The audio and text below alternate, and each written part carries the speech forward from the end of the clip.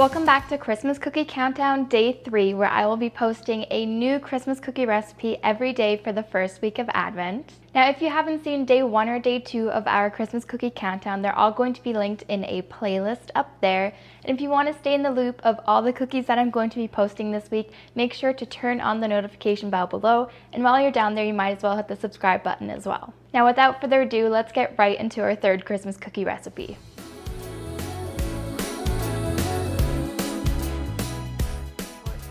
Now for our third cookie, we're going to be making Spritz cookies, or as we call them in German, Spritzgebäck. And these are basically a super buttery short crust dough that is piped on in various shapes. Now these cookies roughly follow a 1-to-3 ratio, which is very typical of short crust. So we're going to need 100 grams of powdered sugar with a pinch of salt, 200 grams of softened butter, 250 grams of flour, 1 good splash of milk, 1 egg, and of course a good splash of vanilla extract. Now if you want to make these chocolate Spritz cookies, you're just going to add in 25 grams of cocoa powder, but you can also add in just about anything else you want, like ground nuts or cinnamon or anything that you want to put in them. Now these cookies do come together pretty quickly. We're basically just going to start by creaming together our butter, sugar, salt, and vanilla until that's pretty light and fluffy before we add in our egg.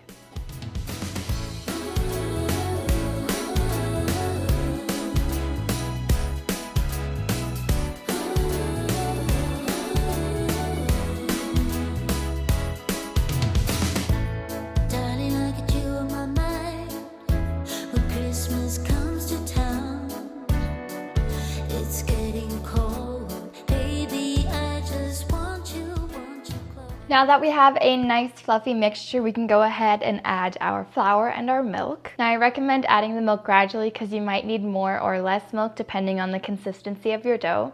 You basically just want to make sure that your dough isn't too stiff because you still have to pipe it through a piping tip, which can get very difficult and tiring for your hand if you can't get it out of the tip. But you also don't want your dough too thin because you still want it to hold its shape.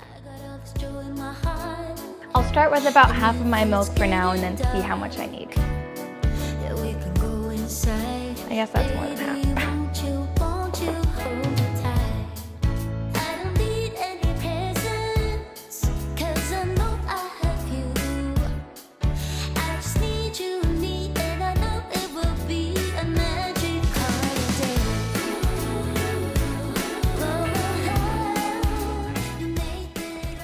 I'm pretty happy with this consistency, but we'll just have to put it to the test and see how difficult it is to pipe it. Now I'm just going to be using a normal plain piping tip. It's about like a medium size, so you don't want it to be too small because again, else it's going to be really difficult to get any dough piped through the tip. Now you can use any piping tip that you want to get different designs and different looks that you want, but I'm just going to be using a plain one. Now you also want to make sure not to overfill your piping bag because it can be a lot more draining on your hand and it's going to make it a lot more difficult. So I'd say no more than about half of your dough or even less. Now the fun and tedious part is actually piping it in various different shapes. Now I usually go for S shapes, circles, lines, or just little dollops. But there's so many other things that you can do. You can do crescents or tree shapes or basically anything else that you want to do.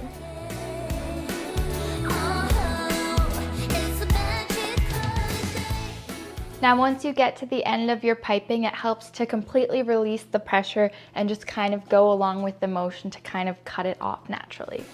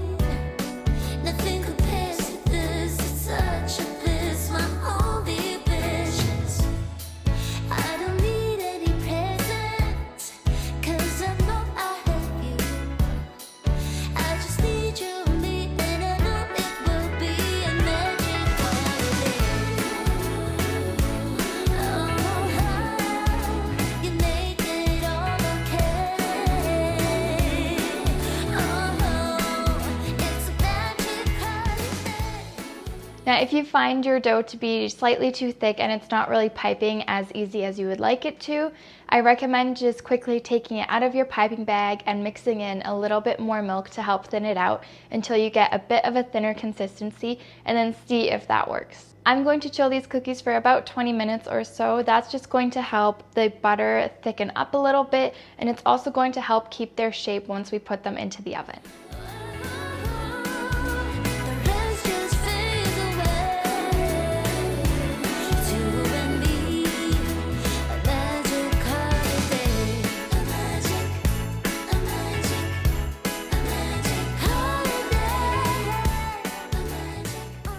It's been about 20 minutes and our cookies are nice and chilled. I can't wiggle them around, so the cookies are nice and stiff. So hopefully they're not going to run out too much. So at this point, they're going to go into the oven that's been preheated to 200 degrees Celsius or 392 degrees Fahrenheit, and they're going to bake for about 20 minutes.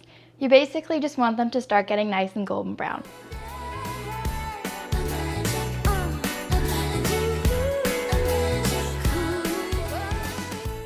And there's our Spritz cookies. Now you can leave them just plain like this, or you can decorate them with a little bit of melted chocolate, which is usually what I do.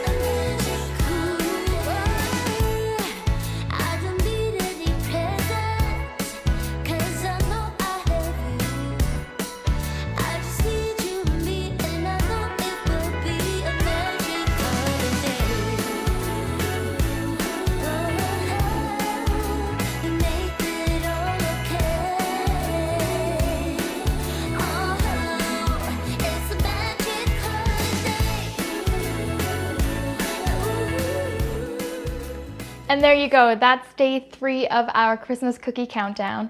If you enjoyed the video, don't forget to give it a thumbs up or write me a comment down below.